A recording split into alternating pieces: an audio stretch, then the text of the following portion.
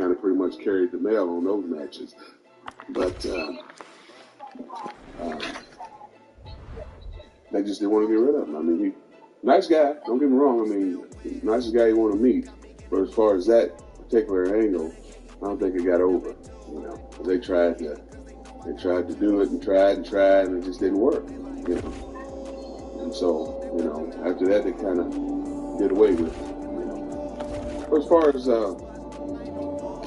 Kevin Nash as a person, I think he's a great guy, man. I mean, nice guy with good friends. You know what I'm saying? I mean, all the guys in the business, besides him and Motor City and a couple other guys that I knew in the business, he was one of them that I could talk to as far as on the friend level, you know what I'm saying, without no bull crap,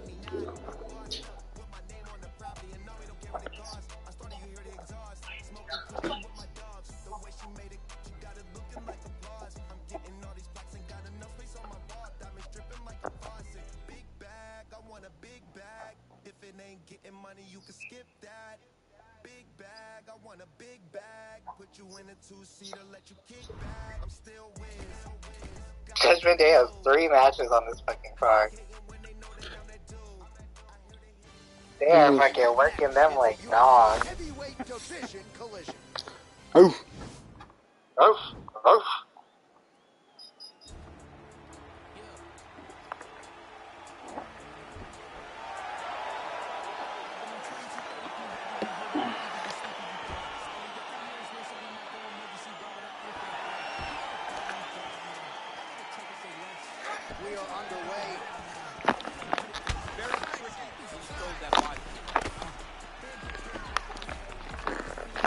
Oh, it's coming.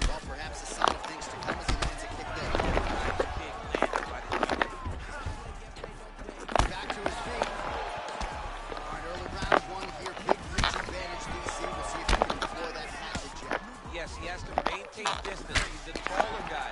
So every time your opponent tries to enter, he's going to have to take something on the way inside. Over and over, he's landing big body hits.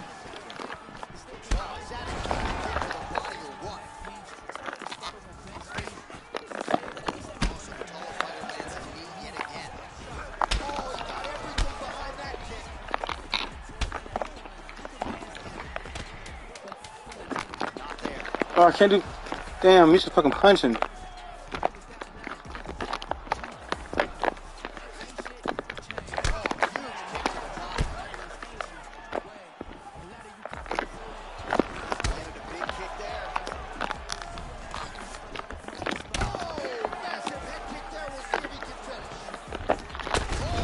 What are you doing, baby?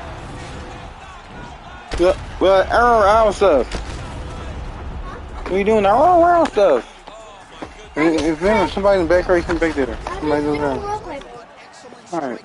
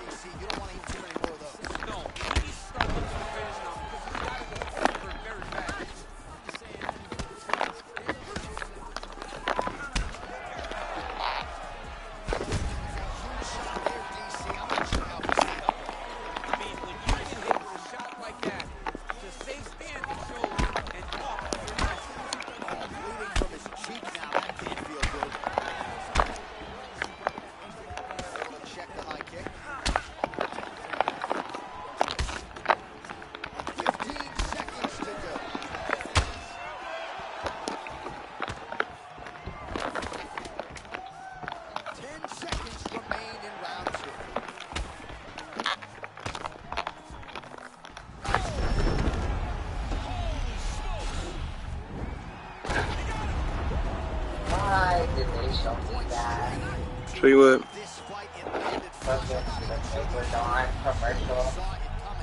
Fucking break through the Shark Tank and the growing commercial. Did you ever have any issues as far as like that? I had a step. I mean, I had some comment about me approaching the border, but I would have this.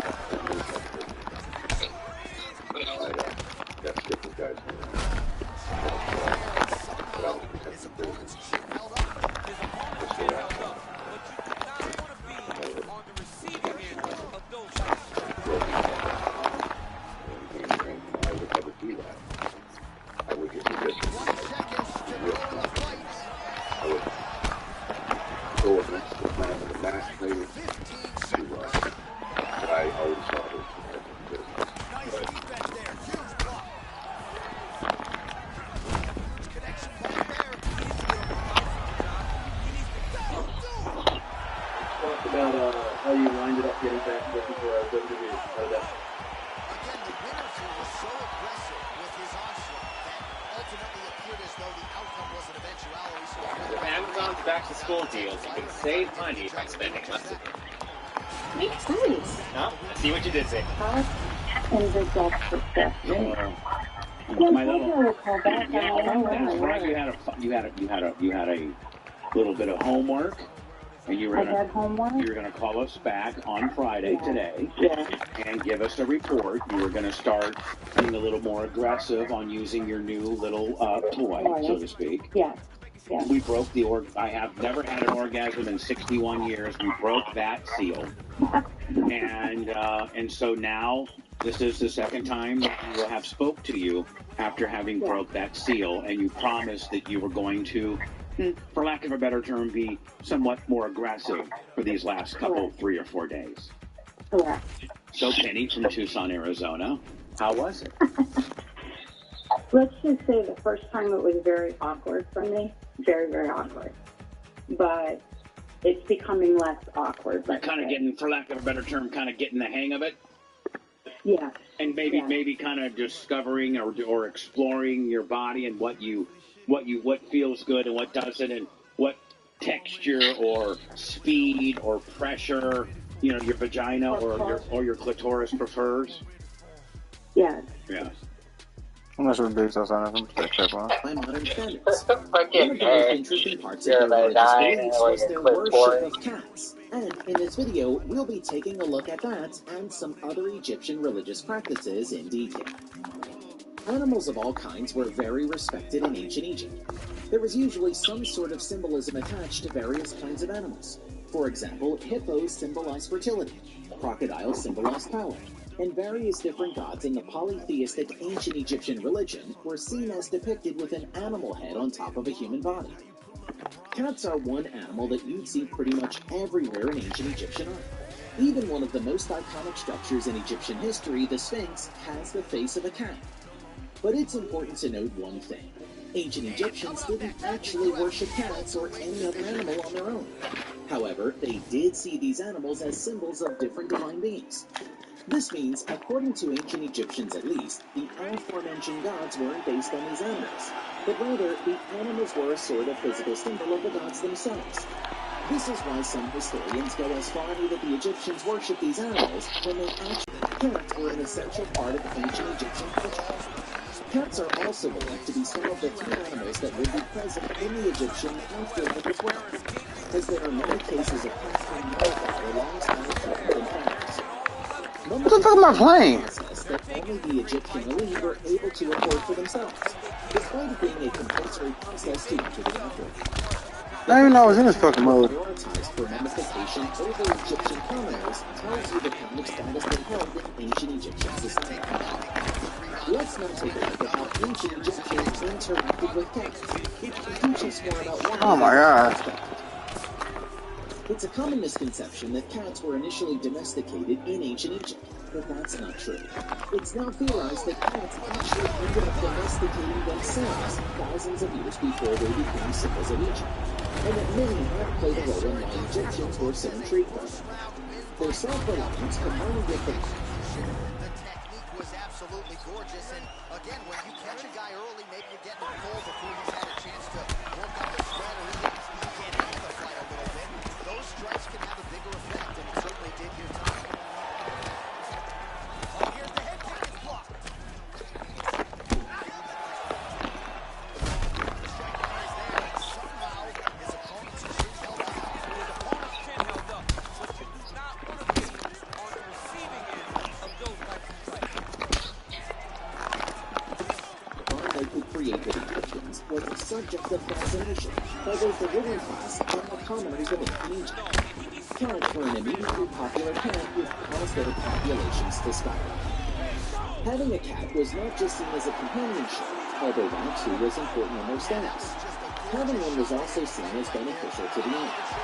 In a nation with so many deadly animals like venomous snakes and scorpions, cats were an extremely important form of pest control, and according to some historians, the preferred method of pest control.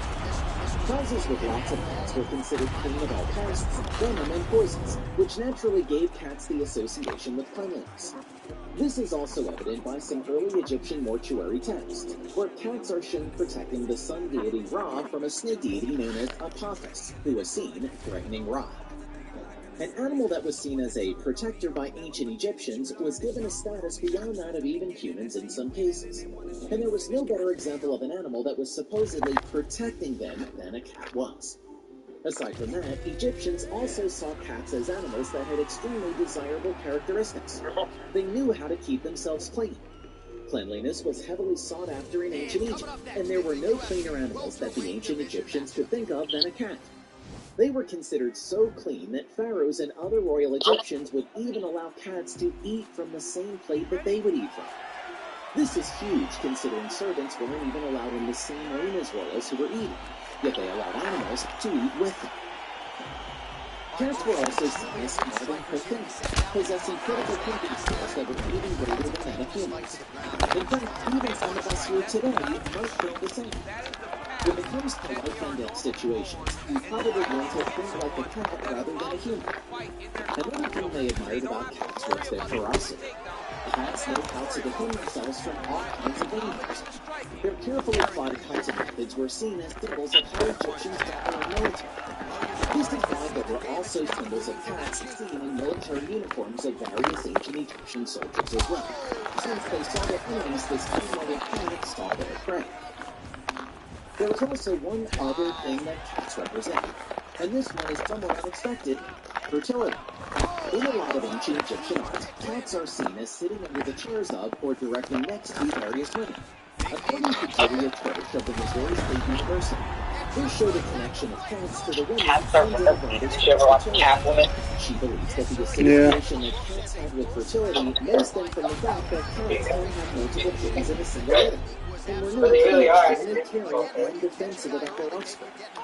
Cats may have just been considered the ideal mothers, because they are extremely attached to their children in the beginning, but after a short time, they run off their young, preparing them for an artificial life. So how did cats end up becoming a symbol for ancient Egyptians in general, and not just the royals who were first introduced to them? Well, think of ancient Egyptian royals as Instagram influencers are today. They held an influential position not just when it came to absolute power, but also when it came to selling various tricks for the common people. Anytime a food became popular among the royals, Egyptian commoners would try to imitate that food using the resources they had available to them. The same happened when it came to clothing and fashion in general. In fact, some commoners even found makeshift ways to mummify themselves using mud and other unconventional methods, because that's how popular they were. The same thing happened with cats. When common Egyptians saw the way cats were treated by royals, they immediately began looking for cats for themselves as well. So that's how cats got their status in ancient Egypt. But there were also... Well, Halle Berry? Yeah, I'm gonna rewatch that movie. It was a good ass movie. To me, at least.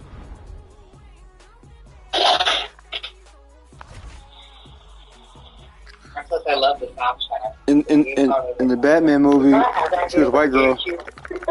Well, I rented it. What game? The Catwoman game for the GameCube. It was actually pretty good, if I remember right. In the Batman movie, it was a white girl. What? In the Batman movie, it was a white girl. Oh, you mean playing Catwoman? Mm-hmm. I know. Well, because overall, she is white. That's so boring. When you think of Catwoman, I don't really think of a white woman. Selena Kyle is a white lady, though.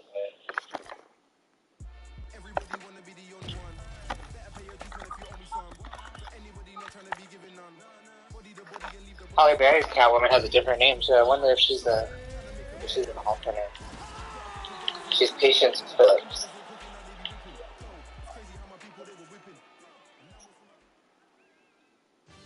It's a lightweight bout between Dustin the Diamond Poirier. When I think Catwoman, I don't think no woman, Catwoman. I'm thinking about a cat-ass bitch. Until now, various groups have claimed their own historical connections to the discovery of America. Since a strong historic record of who discovered America first does not exist, people have tried to give their own version of record. Interestingly, these accounts are also backed up by evidence. Hence, our job is to see which person or group of people reached America for the very first time. But you have to know the various accounts people give. The Vikings, for example, point to their colonization of Iceland and Greenland over 1,000 years ago. Leif Erikson, a Viking, is believed to have stumbled upon new lands during his journey to convert Greenland to Christianity. hit my brother was. The Irish Hey, claim Pathfinder. involves St. Brendan, an Irishman who, in the 6th century, is said to have sailed to America in his coracle, a traditional boat, and discovered distant lands thousands of kilometers away. The Welsh claim is linked to Madog ab Owain, who is believed to have landed in America in the year 1170. There is also the Scottish claim attributed to Henry Sinclair, the Earl of Orkney, who is said to have reached Westford, Massachusetts in 1398. These stories of discovery often capture popular imagination, but obscure the true beginning of the story of how Africans were forcibly brought to American soil. It is important to acknowledge that African history has been largely erased from mainstream historical narratives. However, it is essential to examine the evidence and consider facts, rather than dismissing the idea outright. Facts can change based on various factors, but evidence remains uncontradicted, uncontroverted, and irrefutable. That's where Africans' version of American discovery comes, which is more striking and backed up by strong evidence. Before we continue further, tell us, are you enjoying the video?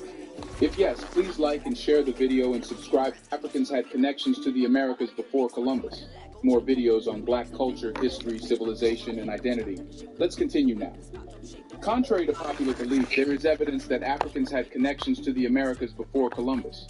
However, further exploration of this history is necessary to gain a more complete understanding of the complex interactions between different cultures and peoples throughout history. It is crucial to understand that American history did not begin with slavery. If this is considered true, it means that Africans came to America as slaves captured from Africa. You should note that this incident has to take place after America was established, which rules out Africans' presence in America before it was discovered. Hence, here, it should be made clear that American history did not begin with slavery.